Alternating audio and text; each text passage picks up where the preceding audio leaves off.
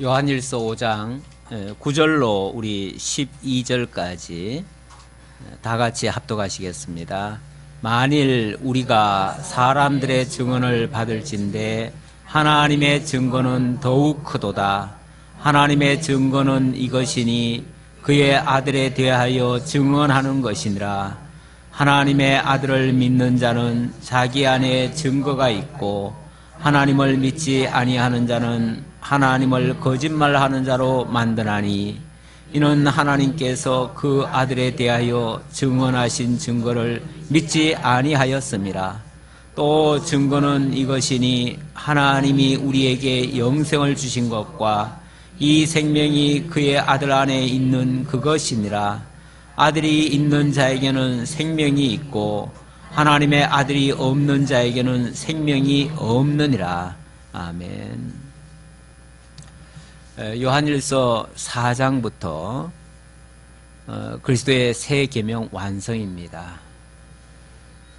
그리스도의 새 계명을 완성하심으로 그리스도에 대한 확증을 시켜주는 내용이 요한일서 전체 내용이죠. 그동안은 여기까지 오기 위해서 먼저 그리스도가 어떤 분인가를 소개했고 또 적그리스도에 대해서 소개를 했습니다. 그리고 그리스도는 확실히 이렇게 당신을 증거하셨다라고 4장부터 5장에 걸쳐서 증거를 하고 있습니다. 먼저 4장의 내용은 그리스도께서 완성하신 새 계명에 대한 내용을 소개했습니다. 그래서 새 계명에서 바로 새 계명은 하나님의 사랑이죠. 그 사랑의 계명을 소개해 주었고요. 그리고 5장은 그 사랑을 받은 성도들에게서 나타나는 그러한 모습들입니다. 그 모습은 첫 번째가 세상을 이길 믿음이 증거가 됩니다. 지난주에 소개를 드렸는데요. 세상을 이길 믿음, 이러한 믿음을 우리가 받았습니다. 그 믿음을 가진 자들이 비로소 하나님을 사랑하고 또 믿게 되었습니다. 그리고 그 믿음을 가진 자는 또 세상을 이길 수 있다. 그렇게 말씀을 드렸지요. 그래 놓고 오늘부터는 그 믿음을 가진 자에게 하나님께서 주신 그 증거가 있다. 증거는 바로 생명이다. 이렇게 또 소개하는 말씀입니다. 그래서 그 생명을 가진 자가 이제 오늘 후반부에 가면 영생에 대한 소망을 갖게 됩니다. 그래서 4장부터 5장까지에서는 하나님의 사랑과 또 믿음과 소망에 대한 말씀이 차례대로 소개되고 있습니다. 우리가 흔히 신망해라는 표현을 쓰죠. 믿음, 소망, 사랑. 주로 이제 고린도전서 13장을 가지고 신망해를 소개를 합니다. 하지만 오늘 우리가 살펴보고 있는 요한일서에서도 하나님의 사랑과 믿음과 소망에 대한 그러한 증거를 하고 있습니다. 그 증거를 우리가 가지고 있다. 그런 얘기예요. 자, 5절부터 다시 한번 확인해 보면요. 아들을 믿는 자에게는 자기 안에 증거와 생명이 있다고 말씀하고 있습니다. 물론 이 증거는 사람의 증거가 아니라 하나님께서 주신 증거지요.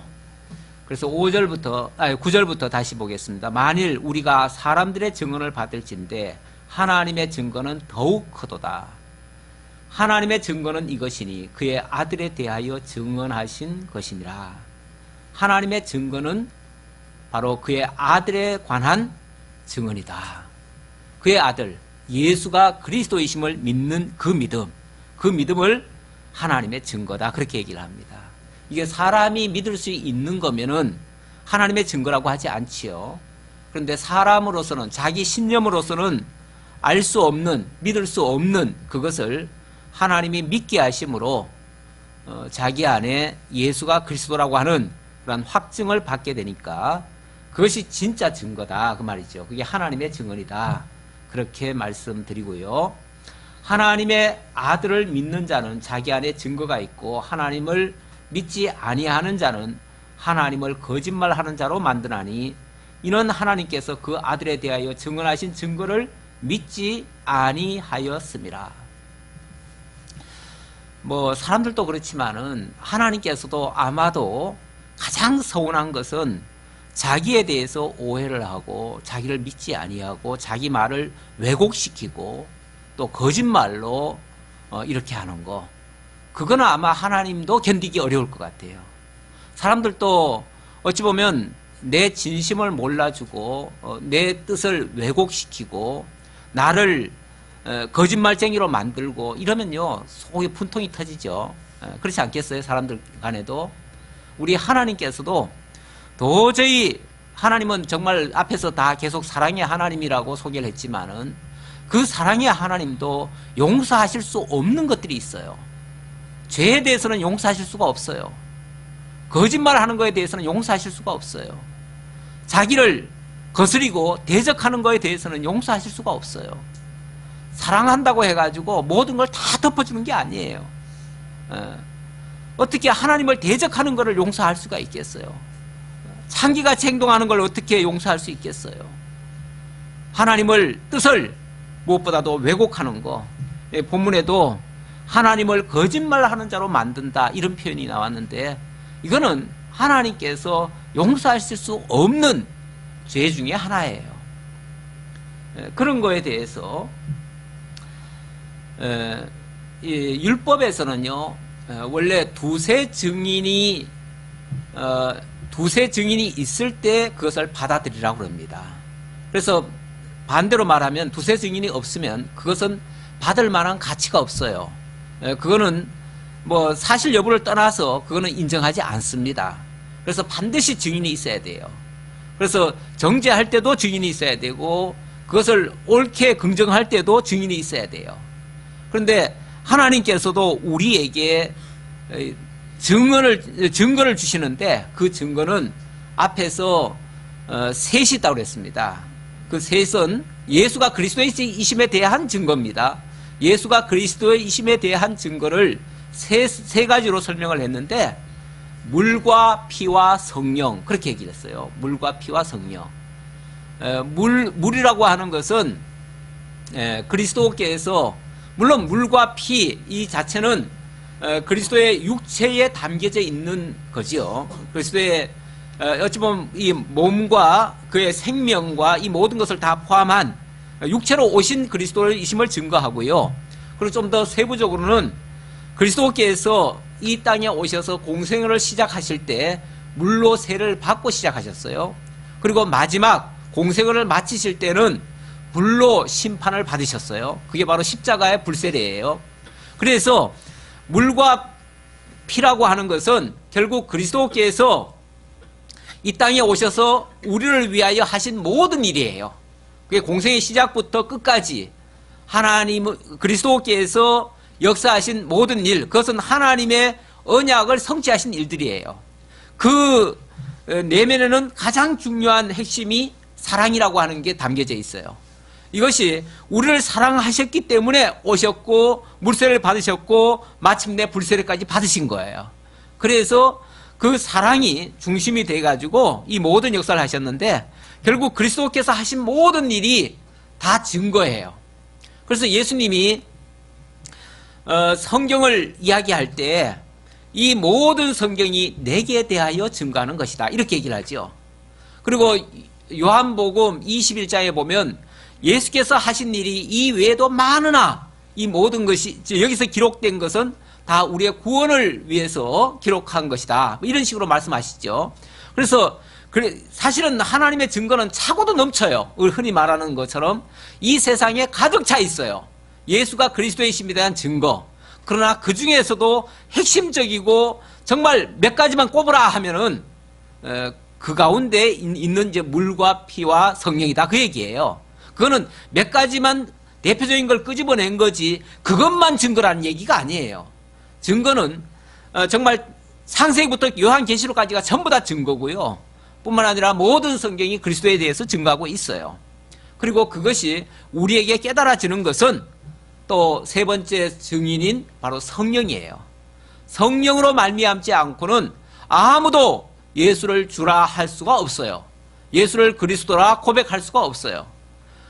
성령께서 우리를 거듭나게 하시고 성령께서 우리를 그리스도와 연합해서 그리스도의 죽음에 함께 죄에 대해서는 죽고 옛사람은 죽고 새 사람으로 거듭나게 하심으로 말미암아 비로소 예수를 그리스도라 고백할 수 있게 된 거예요. 그래서 우리로 하여금 예수가 그리스도이심을 믿게 하는 그 가장 확실한 증거는 바로 물과 피와 그리고 성령이다 그랬습니다.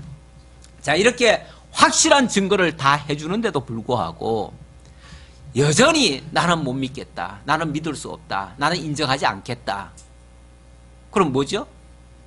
그럼 그렇게 수많은 증거를 통해서 우리에게 들려주고 보여주고 깨닫게 하고 알게 한 이 모든 것을 다 뭐 하는 겁니까? 부정하는 거죠. 부정하니까 결국은 그렇게 말씀하신 그 하나님을 거짓말하는 걸로 취급하는 거죠. 하나님을 한마디로 말해서 거짓말쟁이로 취급하는 거죠. 하나님이 말씀하신 이 성경 이 전체가 이거 다 거짓말이야, 이거 다 거짓말, 이거 아무것도 아니야, 이렇게 믿는 거죠. 그렇게 인정하니까 하나님이 다른 건 다 용서하더라도 이렇게 나를 거짓말쟁이로 만들고 나를 이렇게 믿지 않는 거, 이거는 내가 용서할 수 없다, 그 얘기죠. 그래서 사실 죄 중에 가장 큰 죄는 예수를 믿지 않는 죄예요. 다른 죄들은, 이게 뒤에서도 그 얘기가 또 나와요. 다른 죄들은 다 용서 가능한 죄예요. 다 해결이 가능한 죄예요. 그런데 예수 믿지 않는 죄만큼은 이거는 어떻게 다른 방법이 없어요. 만약에 그 문제를 해결하려면 예수가 다시 그들을 위해서 또 와서 또 죽어줘야 돼. 내가 이래도 안 믿겠느냐 하고서 내가 또 죽어줄게 하고서 또 와서 죽어주셔야 돼요. 그런데 그럴 수 없으니까 그것만큼은 용서가 안 된다 그 말이죠. 그래서 그 아들에 대하여 증언하신 증거를 믿지 아니하였기 때문에 그것은 하나님을 거짓말하는 자로 만드는 것이다, 이렇게 말하고 있습니다. 또 증거는 이것이니 하나님이 우리에게 영생을 주신 것과 또 증거는 이것이니, 뭐 증거가 이것뿐이겠어요? 수많이 많지요. 많은데 또 우리에게 또 확실한 더 정확한 증거, 그러니까 내적 증거를 더 씹어주기 위해서 이 말을 해놓은 거예요. 또 증거는 이것이니 하나님이 우리에게 영생을 주신 것과 이 생명이 그의 아들 안에 있는 그것이니라. 하나님이 우리에게 영생을 주신 것, 그리고 그 생명이 그의 아들 안에 있는 그것. 자, 하나님이 우리에게 영생을 주셨고 이 영생의 생명이 그리스도 안에 있다. 그래서 내가 그리스도 안에 있다면 영생이 있는 것이고, 그 그리스도 밖에 떨어져 나가 있다면 생명이 없는 것이고, 이런 얘기죠. 그래서 12절에도 아들이 있는 자에게는 생명이 있고 하나님의 아들이 없는 자에게는 생명이 없느니라. 이 생명이라고 하는 것은 그리스도 안에서만 있는 거예요. 그리스도 밖에서는 존재하지 않아요. 그래서 영원한 생명이신 그리스도 안에서만 우리가 영생을 얻을 수가 있고 그 생명이 있다고 하는 증거가 되고, 우리가 그 밖에서는 생명을 찾지 못해요. 어느 찬송가인가 보니까 그리스도 밖에서는 내가 아무것도 아니니 뭐 이런 식의 그 찬송 가사가 있더라고요. 근데 내가 지금 갑자기 생각이 안 나는데, 그 몇 절인지는 생각이 안 나는데, 사실 우리가 그리스도 밖에서는 아무것도 아닙니다. 그리스도 밖에서는 그냥 뭐 속된 표현으로 그냥 괜히 왔다 가는 인생일 수 있어요. 그냥 하나님도 모르고 이 세상에 동물처럼 태어났다가 그냥 가는 존재들은 다 그리스도 밖에서의 모습이죠. 증거를 지금 얘기를 했고 증언을 또 얘기를 했는데, 그 증언을 믿지 않는 거, 그리고 그것을 만약에 거짓말로 증언하면 그것도 이제 죄가 된다고 했는데, 우리가 이제 법원이나 국회에서도 보면은 흔히들 선서를 하잖아요. 선서를 하고 위증을 하면 벌을 달게 받겠다고 그렇게 서약을 합니다. 그런데 이 세상에서는 참 그렇게 해놓고도 얼마든지 뻔뻔하게 거짓말 많이 할 수가 있지요. 그래도 다 못 밝혀내니까 또 다 처벌을 못 해요. 근데 우리 하나님은 그런 거짓 증언에 속지 않으시죠. 우리가 예를 들어서 위증을 하면 우리가 하나님을 거짓말쟁이로 만드는 꼴이 되고요. 또 우리가 그렇게 증거를 확실히 했음에도 불구하고 믿지 않는다면 내가 지금 그리스도 안에 있지 않거나 아니면은 다른 거에 속고 있는 거예요. 누구에게 속고 있는가? 거짓의 아비는 마귀라고 그랬습니다. 거짓의 아비. 이 마귀는 끊임없이 우리를 유혹을 하고 속이려 듭니다. 요한 1서에서 적그리스도를 소개하고 적그리스도를 따르는 자에게는 불법이 저질러지고 결국 하나님의 진노 아래 들게 된다고 했는데, 예수가 그리스도이심을 믿지 못하는 것은 바로 그 거짓의 아비인 마귀에게 속고 있기 때문에 그렇습니다. 그래서 이 거짓을 인정하는 것은 바로 하나님을 인정하지 않는 것이다. 그래서 이 거짓에게 속고 있는 것에 대해서는 하나님의 준엄한 심판이 기다리고 있습니다. 아들이 있는 자에게는 생명이 있고 아들이 없는 자에게는 생명이 없다고 했는데, 아들이 없다고 하는 것은 어찌 보면 이 세상의 소유물을 다 가졌다 할지라도 아무것도 얻은 것이 없는 것과 같은 거예요. 왜냐하면 생명이 없으니까. 우리가 천하를 다 얻고도 생명을 잃어버리면 무엇이 유익하리요 그랬죠. 사실 생명 잃어버리면 내가 가진 그 모든 것들은 다 물거품입니다. 물거품이기 때문에 다 일장충목 물거품 같은 것이기 때문에, 그래서 정말 생명이 가장 중요한 건데, 이 생명이 없는 자에게서는 히브리서 기자가 경고를 했지요. 히브리서 10장 26절 이하에 보면 제가 한번 좀 읽어볼게요. 우리가 진리를 아는 지식을 받은 후 짐짓 죄를 범한 즉 다시 속지 않은 제사가 없고 오직 무서운 마음으로 심판을 기다리는 것과 대적하는 자를 소멸할 맹렬한 불만 있으리라. 모세의 법을 폐한 자도 두세 증인을 인하여 불쌍히 여김을 받지 못하고 죽었거든 하물며 하나님의 아들을 밟고 자기를 거룩하게 한 언약의 피를 부정한 것으로 여기고 은혜의 성령을 욕되게 하는 자의 당연히 받을 형벌이 얼마나 더 중하겠느냐 너희는 생각하라. 이걸 기억하고 잊지 말라 그 말이죠. 과거 율법에서는 모세 율법을 어겼다 하면 두세 증인의 입을 빌어서 증거를 받아서 그를 처형을 했어요. 처형을 했는데, 모세의 율법보다도 훨씬 더 강력한 성령의 증거를 받고도 만약에 그것을 받아들이지 않고 믿지 않는다면 결국 하나님이 내어주신 그 예수 그리스도의 십자가 그 보혈의 피를 부정한 것으로 짓밟아 버리는 행위가 된다 그 말이죠.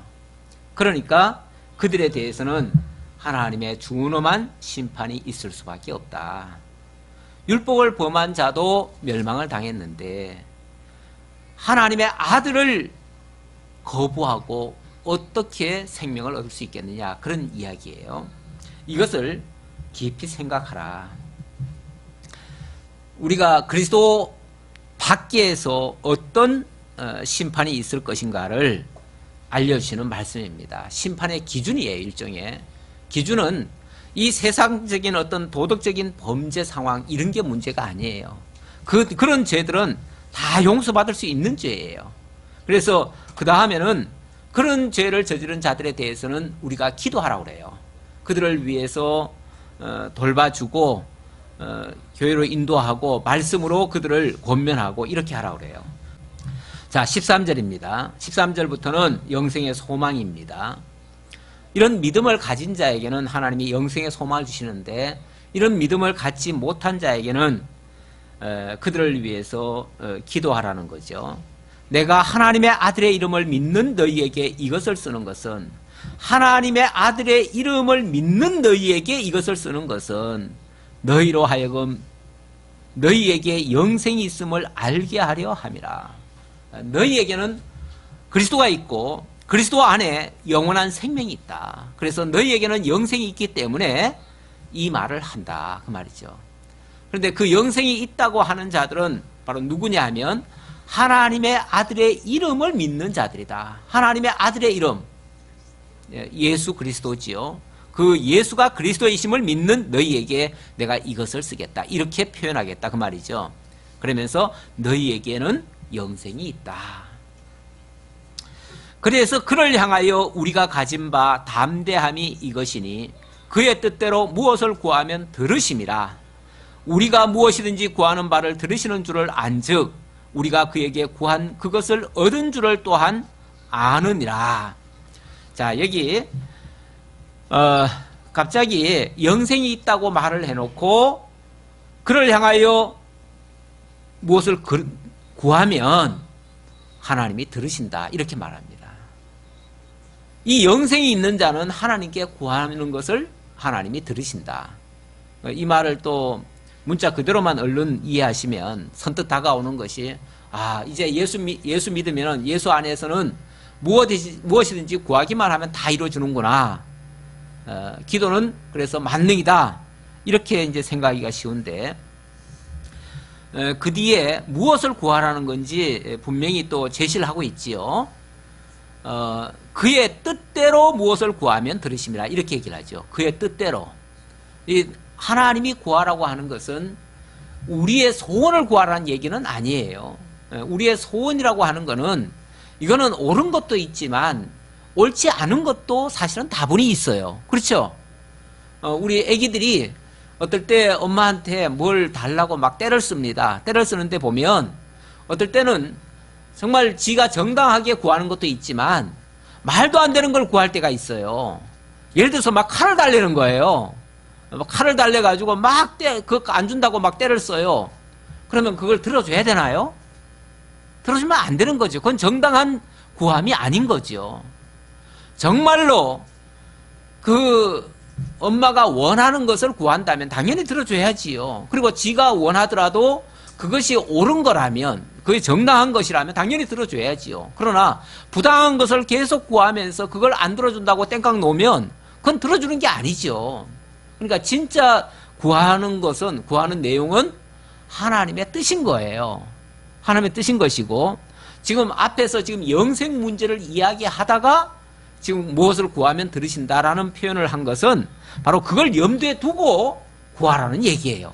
이런 문제를 가지고 구하라 그 말이에요. 그러면서 16절에 보니까 누구든지 형제가 사망에 이르지 아니하는 죄를 범하는 것을 보거든 구하라. 자, 아까 하나님의 뜻을 따라서 구하라 그랬잖아요. 그런데 그 뒤에 구체적인 뭘 구하라는 건지 내용을 소개하고 있습니다. 누구든지 형제가 사망에 이르지 아니하는 죄 범하는 것을 보거든 구하라. 그리하면 사망에 이르지 아니하는 범죄자들 위하여 그에게 생명을 주시리라. 자, 구하라 주시리라 그랬으니까 뭐죠? 그건 하나님이 들어주신다 그 얘기죠. 그럼 앞에서 사망에 이르지 아니하는 죄를 범하는 것을 보거든 구하라. 그러면 그를 사망에 이르지 아니하도록 이루어주겠다 그 말이잖아요. 그렇죠? 그러면은 분명한 것은 사망에 이르지 아니할 자들을 구원하기 위해서 구하라는 거예요. 그러면 하나님이 그들을 구원해 주시겠다 그 얘기예요. 이런 기도야말로 100번 1000번 해야 될 기도지요. 사망에 이르지 아니할 죄를 짓는 사람들이 엄청나게 많아요. 이 세상에 어찌 보면 지금까지 교회에 나오지 아니한 모든 사람이 다 해당되는 얘기예요. 그런 사람들이 더 이상 사망에 이를 죄에 빠지지 아니하고 하나님께로 나와야지요. 속히 나와야지요. 근데 여기 한 가지 좀 의문이 하나 있지요. 이것 때문에 사실은 많은 사람들이 또 헷갈려 해요. 여기 사망에 이르지 아니하는 죄가 있고요. 또 그 다음 말에 보면은 사망에 이르는 죄가 있으니 이에 관하여 나는 구하라 하지 아니하노라. 이렇게 말합니다. 사망에 이르지 아니하는 죄를 위해서는 우리가 얼마든지 구해야 되는데 사망에 이르는 죄가 있어요. 사망에 이르는 죄에 대해서는 나는 구하지 않겠다. 그러니까 기도를 무조건 다 기도하라가 아니라 이런 거에 대해서는 내가 기도를 하기를 원하지만 이런 거에 대해서는 아예 너는 구할 대상이 아니다. 이거는 구할 대상이 아니니까 이건 구하지 말아라. 그렇게 얘기를 해요. 그러면 사망에 이르지 아니할 죄와 사망에 이를 죄가 있다는 얘기예요. 그러면 사망에 이르는 죄와 사망에 이르지 아니하는 죄는 뭐지요? 예. 뭐 좀 비교 삼아서, 왜냐하면 일반인들도 그렇게 생각하는 사람들이 많기 때문에, 그래서 제가 천주교에서 이걸 어떻게 정의를 하고 있는지를 제가 잠깐 소개를 해드릴게요. 천주교에서는 이 대죄와 소죄로 나누고 있습니다. 원래는 원죄와 자범죄로 나누고 있어요. 원죄와 자범죄로 나누고, 제가 오늘 조금 한번 칠판을 사용해 볼게요. 원래 죄라고 하는 것을 원죄, 자범죄, 이건 지금 우리가 지금 이렇게 나눈다는 게 아니에요. 천주교에서 이렇게 나누고 있다는 얘기예요. 나누고 있고, 또 우리 개신교에서도 이렇게 또 설명하는 사람들이 꽤 많아요. 많기 때문에 이거는 꼭 천주교에서만 생각한 게 아니고 일반 교회에서도 이렇게 많이 생각하고 있다. 그래서 이거를 제가 좀 바로 잡아 드리려고 이렇게 나눈 거예요. 자, 그런데 이 원죄라고 하는 거는 근본적으로 이거는 뭐 아담 때부터 가지고 있던 그 죄라고 그래요. 그래서 이거는 모든 인류가 다 가지고 있어요. 그러니까 이거는 뭐 사실은 우리가 언급할 내용이 아니에요. 왜냐면 이거는 피할 수 없는 일이잖아요. 이거는 모든 인류가 다 가지고 있는 거니까. 그래서 이거는 언급하지 않고 이 자범죄에 대해서만 얘기를 하는데, 이 자범죄를 천주교에서는 이걸 대죄와 소죄로 나눕니다. 그래서 대죄는 아주 큰 죄고, 소죄는 이거는 뭐 어찌 보면 작은 죄예요. 작은 죄라서 이거는 별로 우리가 인식을 못하고 있는 죄예요. 인식을 못하고 있는 죄고, 이런 죄는 크게 그렇게 뭐 허물할 것도 없어요. 근데 이 대죄라고 하는 거는 우리가 생각해봐도 굉장히 큰 죄 아니에요? 이 큰 죄니까 이 큰 죄에 대해서는 이걸 해결할 방법이 사실은 쉽지 않아요. 그래서 천주교에서는 이걸 해결할 방법으로 어떻게 해놨냐면은, 물론 뭐 내용이라고 하는 거는 뭐 살인, 뭐 간음, 뭐 온갖 거짓말한 거, 뭐 이런 것들이 다 여기 대죄에 속해요. 대죄에 속하고, 이런 것들은 알지 못하고 저지른 이런 죄들이에요. 그런데 이 대죄도, 이게 대죄는 이거는 용서받지 못해요. 이 자체로는 용서받지를 못해요. 그래서 저절로 이게 해결될 수는 없어요. 그래서 반드시 이 하나님의 그 용서권을 받은 자에게서 이 용서를 받아야 돼요. 사면을 받아야 돼요. 사면을 받아야 되기 때문에 1년에 최소한 한 차례 이상은 반드시 교회에 가서, 천주교회 있죠. 천주교회 가서 그 사면권을 받은 신부로부터 고백을 고백을 하고, 그리고 사면을 받아야 돼요. 제가 그 천주교 교리서 제1편 372쪽에 나오는 내용인데요. 아무리 중대한 잘못이라 해도, 그러니까 대죄를 얘기하는 거죠. 거룩한 교회가 사해줄 수 없는 죄는 없다. 이렇게 말해요. 그러니까 교회는 그것을 사해줄 수 있다. 그 말이죠. 사해줄 수 있다. 그리고 373쪽에는 그리스도의 뜻에 따라 교회는 세례받은 사람들의 죄를 용서할 권한을 가지고 있다. 그리고 제2편 544쪽에 보면 양심을 성찰해서 기억해낸 고백하지 않은 모든 대죄는 사제에게 고백하여야 한다. 그러니까 반드시 사제 앞에 가가지고 고백을 해야 돼요. 고백을 하면, 그러면은 교회 권위자에게 사제권을 받은 신부들만이 그리스도의 이름으로 죄를 용서할 수 있다. 이렇게 말합니다. 그래서 이제 천주교회는 무슨 제도가 있냐면, 신부 앞에 가가지고 고해성사라는 걸 합니다. 이게 최소한 1년에 한 차례는 가야 돼요. 가서 반드시 죄를 다 고백을 합니다. 그러면은 신부가 사면을 해줘요. 용서함을 받았노라. 하늘에서 매인 것처럼 땅에서도, 하늘에서 매면 땅에서도 매이고, 또 땅에서 풀면 하늘에서도 풀린다. 이걸 근거로 해가지고 그렇게 얘기를 합니다. 그리고 이 교회에 그 권한이 주어졌다고 합니다. 그래서 천주교는 기본적으로 구원을 주고 안 주고가 어디에 달렸냐면 이 교회에 달렸어요. 교회가 그 권한을 위임받았기 때문에, 그것도 교회가 그냥 다 위임받은 게 아니라 교회의 수장인 제1대 교황인 베드로가 받았고, 그 베드로가 임명한 자들에 의해서, 그러니까 교황이죠. 교황이 임명한 자들에 의해서 그 사제권이 주어질 수 있다. 이런 식으로 이제 논리를 펴서 이 대죄를 저지르면 반드시 고백하라 그럽니다. 그러면은 용서해 준다. 자, 그런 죄일까요? 그러면 결국은 이게 무슨 죄죠? 이것들은 다 도덕적인 범죄죠?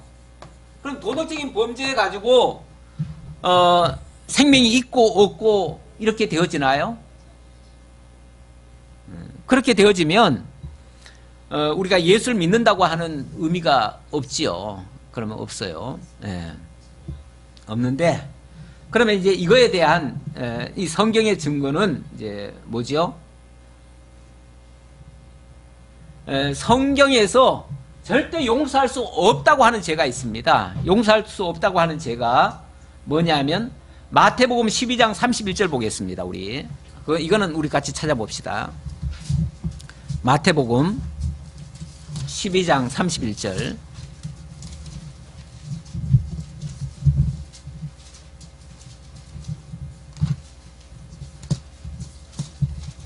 자, 누구 찾으셨으면 읽어봐요.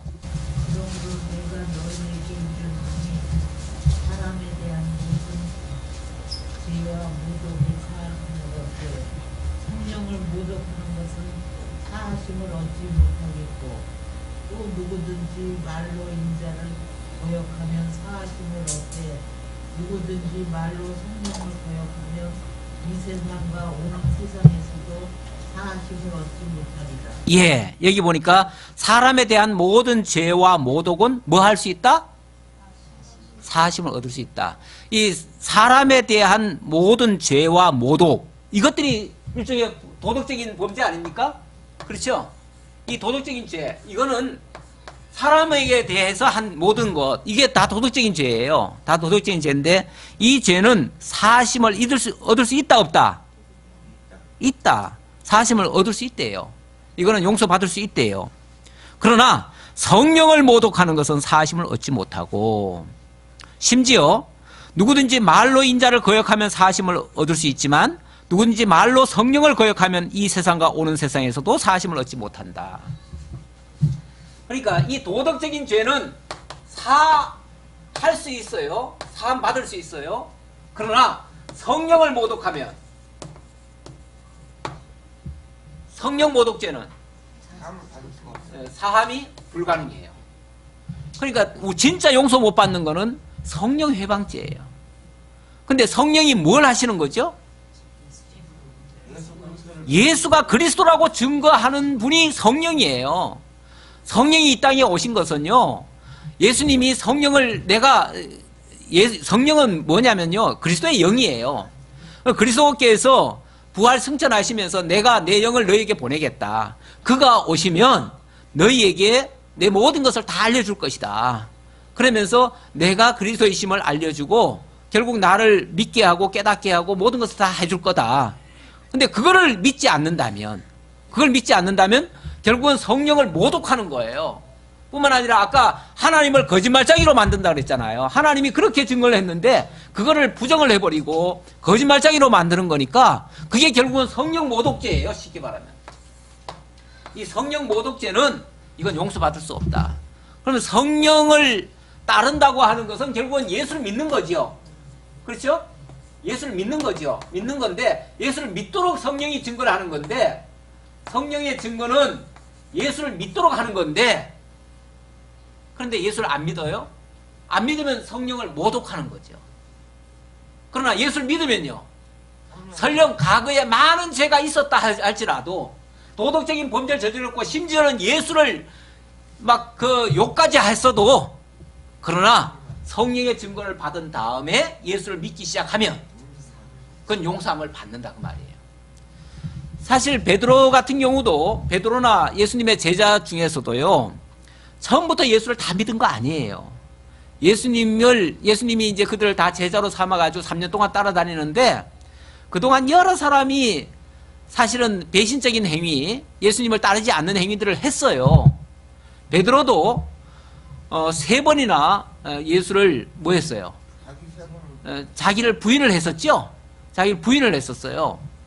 그렇게 3번이나 부인을 했어도 그가 마침내 성령이 오셔가지고 자기가 정말로 회개하고 돌아섰지요. 그래서 다음에는 정말 예수를 위해서 십자가를 거꾸로 칠 정도로 그렇게 예수님을 따랐지요. 그래서 우리가 일시적으로는 예수를 부인할 수가 있습니다. 일시적으로는 예수를 믿지 않을 수가 있어요.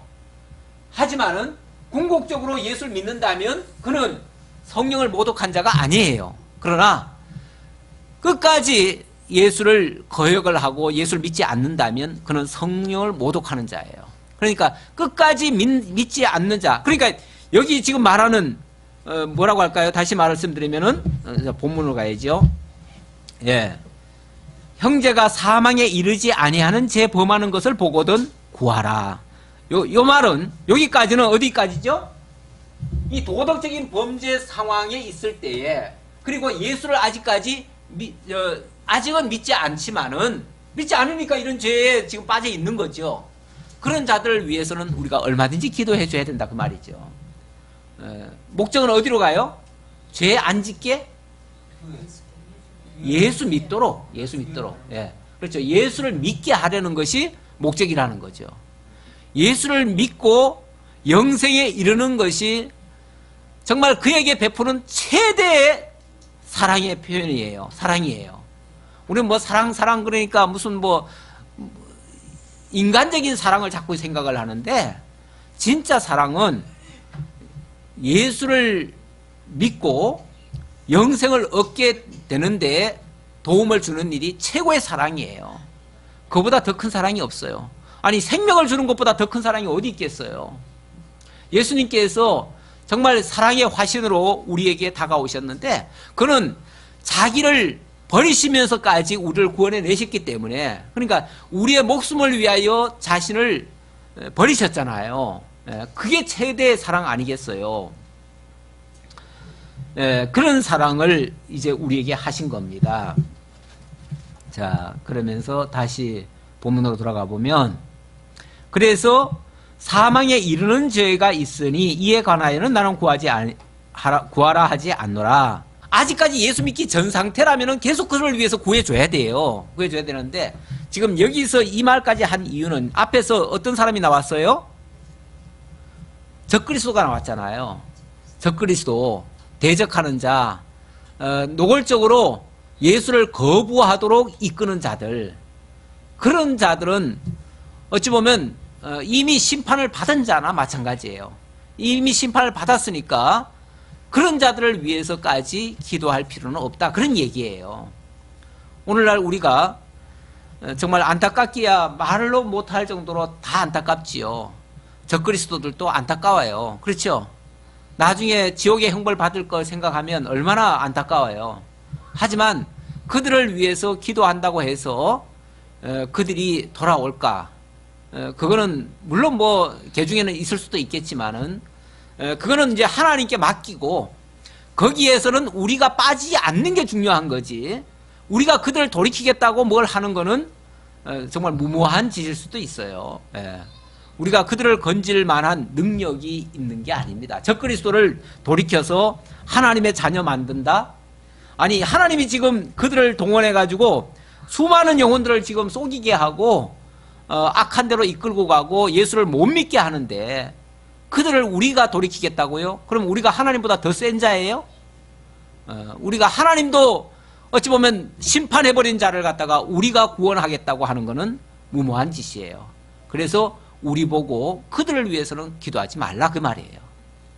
그러니까 오늘날 완전히 노골적으로 적그리스도 노릇하고 예수를 부정하고 완전히 이단의 길을 걷고 있는 자들, 그들은 교회 안에 있는 성도들을 유혹해가지고 할 수만 있으면 그들을 무너뜨리려고 지금 공작을 하는 사람들이 있는데 그들을까지 우리가 사랑의 대상으로 삼고 구원을 베풀어야 할, 기도를 해줘야 할 그런 대상은 아니다 그 말이에요. 그것까지 하는 것은 우리의 월권입니다. 그러면서 모든 불의가 죄로 돼 사망에 이르지 아니하는 죄도 있도다. 사실 뭐 죄라고 하는 거는 하나님의 뜻과 반대되는 모든 것들은 다 죄예요. 모든 불의가 다 죄예요. 하지만 그래도 사망에 이르지 아니하는 죄도 있으니까, 사망에 이르지 아니하는 죄는 뭐 하라는 거예요? 우리가 기도하라는 거예요. 그들을 위해서는 우리가 도와주라는 거예요. 그래서 사실 뭐 적그리스도라고 아주 그냥 딱 못 박혀 있는 자들 빼고는요, 모두가 다 우리 기도의 대상이에요. 그들을 위해서는 우리가 전도의 대상이고요. 그들을 위해서는, 여기 기도하라는 말이 단순히 뭐 눈 감고 손 모으고 구하라는 얘기가 아니잖아요. 기도라고 하는 거는 찾고 두드리고 구하고 찾고 두드리는 거, 이걸 에스크라고 하는데 그걸 합해가지고 그 에스크가 전부 다 기도예요. 그러니까 세 가지가 다 기도지 한 가지만 기도가 아니에요. 구하고 찾고 두드리는 거, 그 모두가 다 기도예요. 그러니까 단순히 우리가 말로만 구하는 게 아니라 행동으로 하는 거, 행동으로 정말 그들을 위해서, 그들이 예수를 믿도록 하기 위해서 하는 모든 일들이 전도 행위 아니겠어요. 그러니까 거기까지가 다 기도다. 이런 것까지 규정을 안 해놓으면요, 우리가 예를 들어서 전도를 했어요. 근데 그들이 구원의 방주 안으로 못 들어와요. 못 들어오면 우리가 낙심을 해요, 자꾸만. 그렇죠?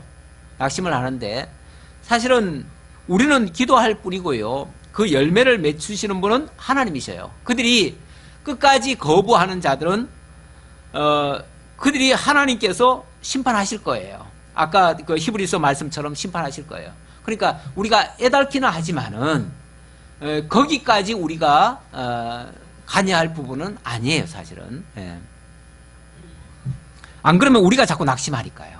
우리가 기도했는데 저들이 듣지도 않고, 우리 솔직히 가까이 있는 사람들 중에서 말씀을 아무리 전해도, 아무리 애통하는 마음으로 해도 안 믿는 사람은 끝까지 안 믿잖아요. 그렇죠? 안 믿는 사람도 있어요. 물론 우리는 아직까지 안 믿기 전 상태니까 계속 사망에 이르지 아니하는 죄에 있는 자라고 생각해서 우리는 계속 기도를 해줘야 돼요. 그들을 위해서 기도를 해주지만, 그러나 끝까지 만약에 나오지 않는다면 뭐 사실은 도저히 용서할 수 없는 죄에 있는 사람이죠. 그러니까 그들까지 우리 책임이 아니란 얘기예요. 안 그러면 우리가 나중에 괴로워요, 힘들어요. 그래서 그것까지는 안 해도 된다라고 말씀하신 거예요. 그 다음 18절, 하나님께로부터 난 자는 다 범죄하지 아니하는 줄을 우리가 아노라. 하나님께로부터 나신 자가 그를 지키심에 악한 자가 그를 만지지도 못하느니라. 하나님께로부터 난 자는 범죄하지 않는다. 여기 범죄라고 하는 거는 뭐 우리가 뭐 사소하게 이렇게 뭐 조금씩 잘못하는 거, 그거 가지고 얘기하는 걸까요? 만약 그거 가지고 얘기한다 그러면 예수 믿는 사람은 아무런 잘못도 안 저질러야 돼요. 그렇죠?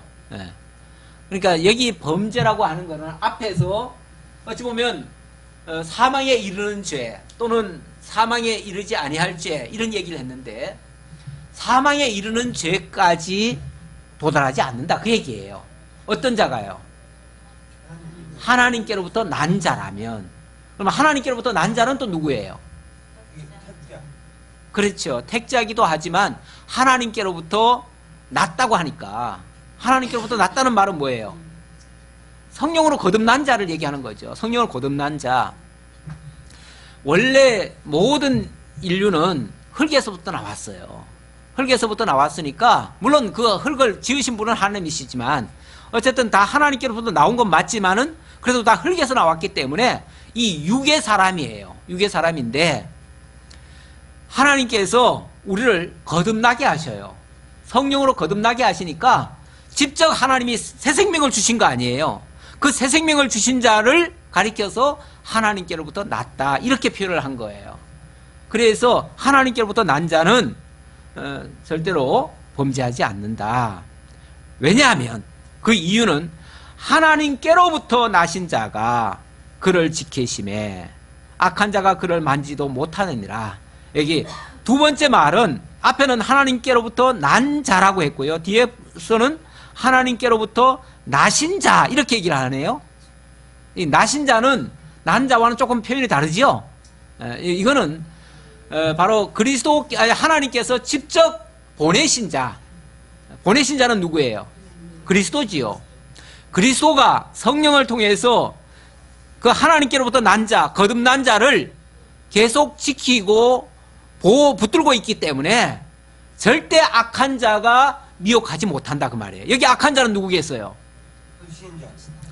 아니, 여기서의 악한 자는 앞에서 말했던 적그리스도를 얘기하는 거죠.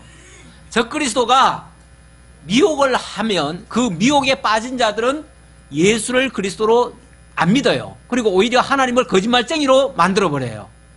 그래서 그들은 심판의 대상이 돼버려요.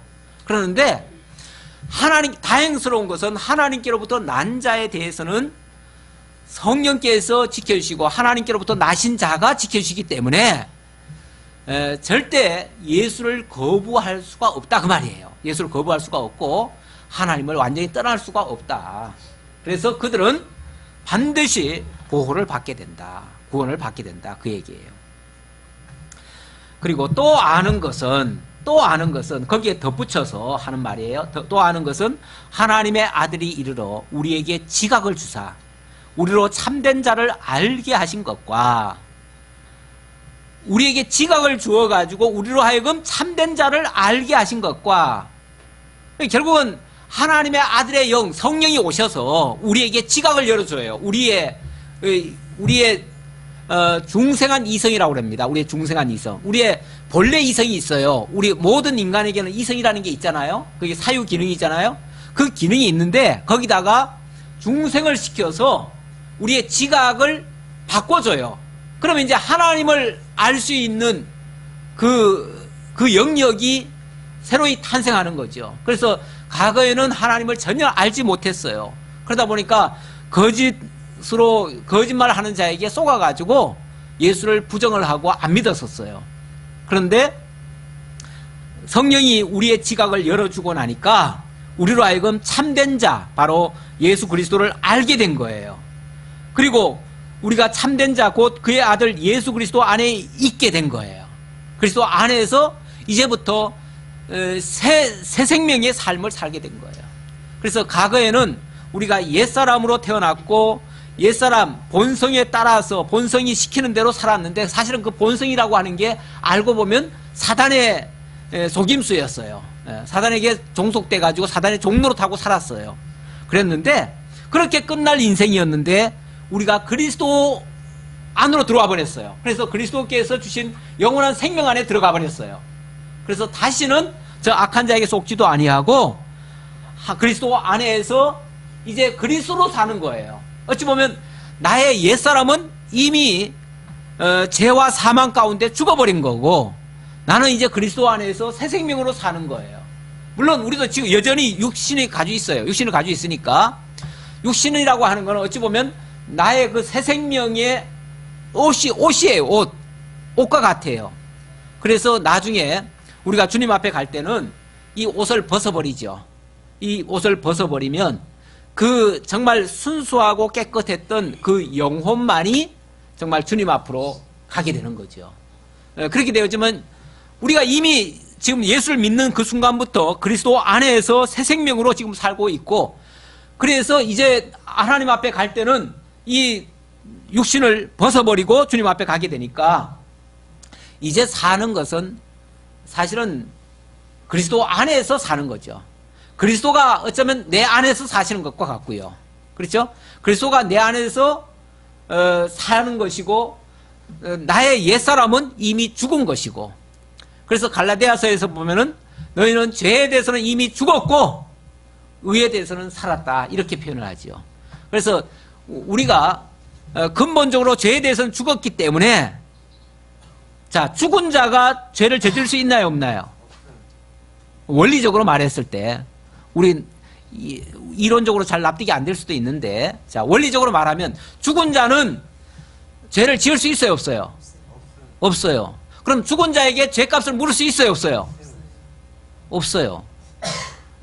실제로 어떤 죄인이 있어도요 그 죄인이 만약에 어느 날 죽어요.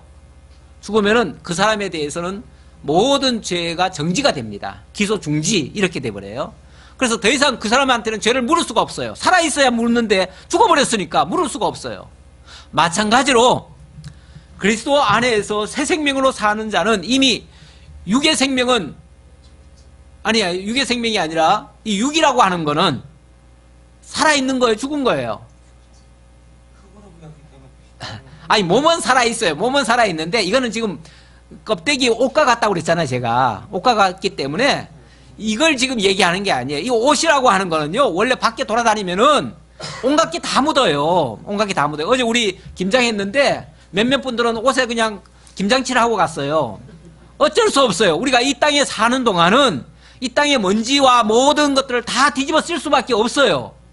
그거는 몸을 가지고 있는 이상은 그래요. 근데 그거 가지고 정죄할 수 있겠어요? 없겠어요? 기껏 정죄한다는 게 나중에 그 옷 벗는 거예요. 더러우면 뭐해요? 옷 벗어버리잖아요. 벗어버리고 그냥 맨몸으로 들어가면 되지요. 예. 그런 것처럼 이 다음에 우리가 주님 앞에 갈 때는 이 몸 벗어버릴 거니까 그런 의미에서 그 영은 죄 속에 들어간다 안 들어간다? 안 들어가요. 그런 차원에서 들어가고, 그래서 이제는 그리스도 안에 있는 자에게는 영원한 생명만이 있다. 영원한 생명만이 있고, 이제 그리스도 안에서 우리가 지금 사는 것이다. 또 그리스도가 내 안에서 또 사시는 것이다. 이렇게 말씀드릴 수 있겠습니다. 그래서 우리는 이미 영생이다 그 말이죠. 영생 안에 들어있다. 자, 그러면서 마지막 21절, 자녀들아 너희 자신을 지켜 우상에서 멀리하라. 갑자기 끝에 가서 한마디 당부의 말씀을 하시네요. 앞에서는 그러면 너희는 이제 죄와는 상관없는 자같이 이렇게 얘기를 했는데, 마지막 끝에는 자신을 지켜서 우상에게서 멀리하라. 자신을 지키래요. 예, 지키래요. 우리가 흔히 이제 그런, 제가 아까 말씀드리는 거 거기서만 딱 멈춰버리면, 아, 이제 우리는 우리 죄를 지어도 이제 육체가 짓는 거고 우리와는 상관없다. 우리 영은 이제 다 구원받았고 우리는 이제 결국은 지옥 갈 일은 없다. 걱정 없다. 그러니까 이제부터는 마음대로 살자. 이렇게 또 반문하는 사람도 있습니다. 근데 문제는 마음대로 살 수 있나요? 마음대로 살 수 있고 마음대로 도둑질하고 사기치고 그렇게 할 수 있다고 생각한다면 그 사람은 아직 그리스도 안에 안 들어온 사람이죠. 만약에 그렇다면 그렇죠? 그러니까 우리가 사실은 다 됐다라고 하면 착각이 될 수가 있어요. 다 됐다고 하면. 다 됐다는 게 굉장히 위험해요. 사도 바울도 그래서 내가 이미 다 이루었다 함도 아니요. 다 도달했다고 함도 아니고 이제 끝까지 달려간다 그렇게 얘기를 합니다. 달려간다. 그러니까 저 표대를 향해서 달려가는데 달려가는 과정에 있는 사람이 분명히 표대를 향해서 갈 거니까 가는 건 맞아요. 하지만 지금 다 이르렀다고 생각하면 거기서 멈춰버리고 그러면 도달되는 게 아니라 중간에서 낙오가 될 수도 있어요. 이거는 이제 하나의 경고로 주는 거죠. 우리가 멈추지 말라는 거죠. 우리가 주님 앞에 가기 전까지는 다 간 게 아니에요. 다 간 게 아니기 때문에 끝까지 자신을 지켜야 되고, 그 지키는 데 있어서 제일 무서운 게 우상입니다. 우상이라는 거는요, 저 외부의 우상도 있지만 또 자기 우상도 있습니다. 스스로 다 됐다고 생각하면요, 자기가 하나님 자리에 올라가 버려요. 순간적으로. 그러면은 자기는 이미 다 이룬 사람인 것처럼, 나는 그래서 죄도 안 짓고 나는 의로운 자인 것처럼 이렇게 또 착각할 수도 있는데, 이것도 또 속이는 거예요. 이 마귀는요, 할 수만 있으면 우리를 끝까지라도 놓지 아니하고, 아니 천국 문턱에 갔는데도 끄집어내려고 해요. 그게 마귀가 마지막까지 활동하는 마귀 영역이에요. 그러니까 우리가 이미 그리스도 안에 있다 해가지고 그런 것들을 전혀 경계하지 않고 하다가는 우리도 사실은 속을 수 있다는 거죠. 속을 수 있다. 속지 않도록 하기 위해서 끝까지, 이게 어찌 보면 선한 싸움이에요. 그래서 만약에 이거 다 했다 그러면요, 우리 예수 믿고 나서 할 일이 아무것도 없어요. 그렇죠? 뭐 할 일이 있어요? 이미 다 구원받았는데, 이미 천국 따놨고, 다시 이제 죄 안 짓고, 그리고 이제 뭐 다 구원은 완성했는데, 더 이상 할 게 뭐 있어요, 교회에서. 그러니까 그 다음부터 정말로 우리가 또 필요한 것은 우상에서부터 자기를 지켜야 된다. 우상에서부터. 그 우상은 저 외부의 우상도 있지만은 사실은 나는 더 무서운 우상이 자기 우상이라고 봅니다. 자기 스스로가 다 된 줄로 착각하는 거, 그것이 제일 무서운 우상이라고 봅니다. 그 우상에게서 이제 자신과의 싸움이에요, 어찌 보면. 우리 예수가 그리스도이심을 믿는 자는 이 세상을 이기는 이김이 있다, 승리가 있다 그랬는데, 이 세상만 이기는 것이 아니라 자신도 지켜내야 돼요.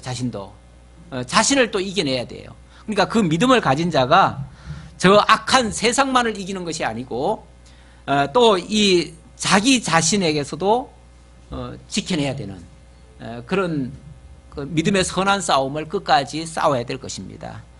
너무 우리가 방심하지 말자고 마지막 이제 이렇게 주의를 주고 모든 말씀을 바칩니다. 기도하겠습니다. 아버지 하나님 감사합니다. 우리 하나님께서 주신 은혜가 너무나 큽니다. 요한일서를 통해서 참 그리스도에 대한 증거를 다시 한번 확인받았습니다. 그리고 우리 곁에 항상 적그리스도가 있다는 사실도 또 경고로 받았습니다. 우리가 항상 주의하고 우리가 그리스도 안에 있다고 해서 이미 다 된 것처럼 이렇게 착각하고 방심하지 않도록 주님 인도해 주옵소서. 아버지 하나님, 이 세상에서도 어떤 경기를 할 때도 마지막 끝에 5분은 매우 주의를 해야 된다고 했습니다. 그때 자칫 방심하면 우리가 또 큰 실수도 할 수 있사오니 아버지 하나님, 끝까지 주님 앞에 가는 그날까지 우리 긴장의 끈을 놓지 아니하고 정말 형제를 사랑하고 끝까지 주님의 나라를 위해서, 의를 위해서 올바른 것을 추구하고 그렇게 달려갈 수 있는 참된 신앙 다 될 수 있도록 함께해 주옵소서. 모든 걸 감사드렸고 예수님의 이름으로 기도하옵나이다. 아멘.